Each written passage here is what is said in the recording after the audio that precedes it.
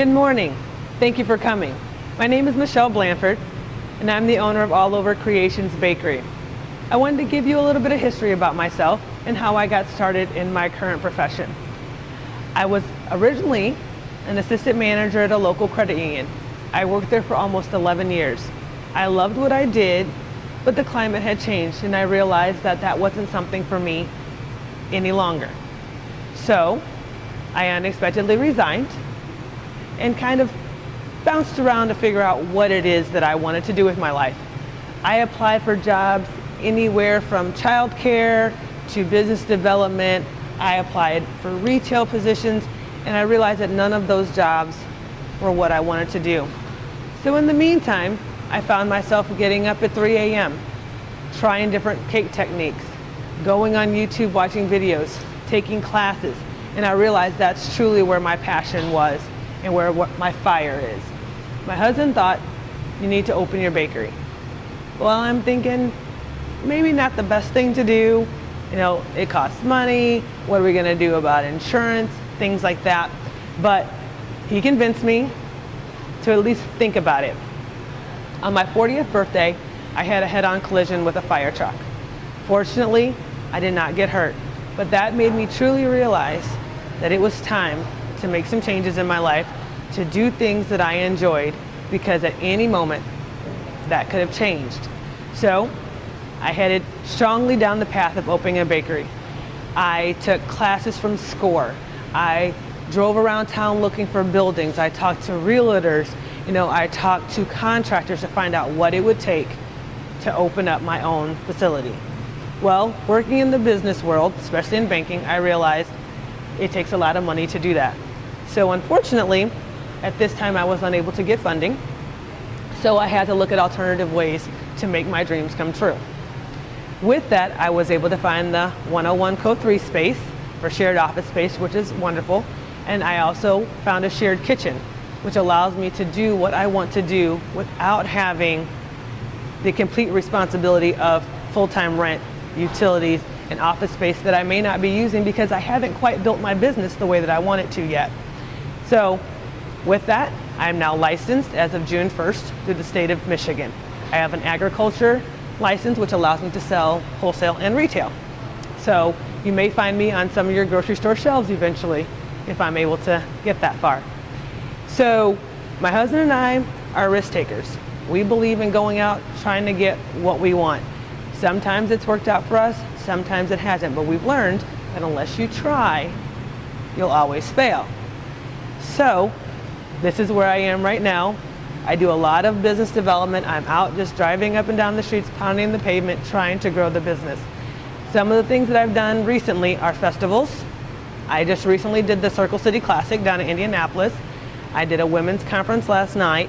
So I have been part of events that range from 30,000 people to 100 people. I'm not afraid. I'm hoping to be able to get into the Indy 500 next year. So the more I grow, the better my products are, the better following I get, and the better it works for my family. But I've learned that without being scared, so to speak, it doesn't drive me to actually accomplish the things that I'm trying to accomplish. People ask me, well, you're just another bakery. We've got bakeries around. What makes you different? Well, one of the things that makes me different is that I do cake sculpting. And cake sculpting is where you take a square or a round cake from the beginning and you turn it into something. I have cakes that look like food. I have cakes that look like animals. I have cakes that look like cars. I'm not saying that no one else in the area does that, but there are very few bakeries that do that. And one of the obstacles that I have found is once you really start getting into building your business and going out and talking to people and shaking hands and actually meeting some of the needs, you don't have that opportunity to necessarily learn new things because you're trying to meet the needs that you already have in front of you. So I am hoping to be able to grow. There's a few techniques that I'm trying to learn because I do want to be what people come to first, offering something that other places don't have. So with that, I'm a staff of one at this point. I am very, very fortunate that I have a lot of friends and family that help me at these events. They will come and they will set up. They will stay the whole time. They've run events in my absence. So I'm blessed in that way. that it's not just me out here trying to do it all. I may be the one who's doing the majority of the baking, but I do have people that are there to support me, and I have a strong support system behind me. I've learned that in this business, you can't do what you think you necessarily want to do, because that may not be the full scope of what actually is required. If you ask my brother, he'll tell you that I was against cupcakes like no other. I'm not doing cupcakes, I'm not doing cupcakes, I'm not doing cupcakes. To date, I've done probably about 10,000 cupcakes, because that's what happens at these events. No one is gonna come up to my tent and ask me for a sculpted dragon, not in me be able to produce it on site.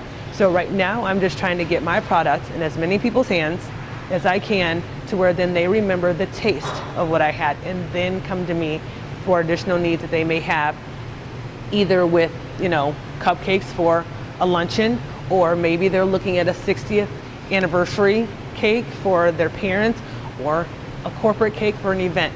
Either way it goes, I'm not afraid to do any of it, whether it's a dozen cupcakes or an office building sculpture. So anything that is needed, if I don't know how, which I won't claim to know how to do everything, I have a great mentor who helps me. I know how to find resources. So I do believe that I will be able to meet the needs, and if I can't, I know what I need to work on. This is what people are asking for. This is what you don't quite have. I'm fortunate enough that next week I will be going down to the National Cake Fair in Orlando. So I'll get to see a lot of the trends that are coming out, some of the different things, and get inspired again, and kind of know where I am, where I need to try to be, because this is what people are asking for. And I'm fortunate enough that I'll be able to meet Cake Boss as well. So that will give me some energy also. So basically, I'm out here, I'm trying. I've been in business for now 4 months, and I don't plan on slowing down. During my slow time, I'm just learning how to do new things. Finding new business, sometimes it comes easy, sometimes you have to look for it. But either way it goes, I'm not willing to give up. So that's who I am, and that's what I hope to accomplish.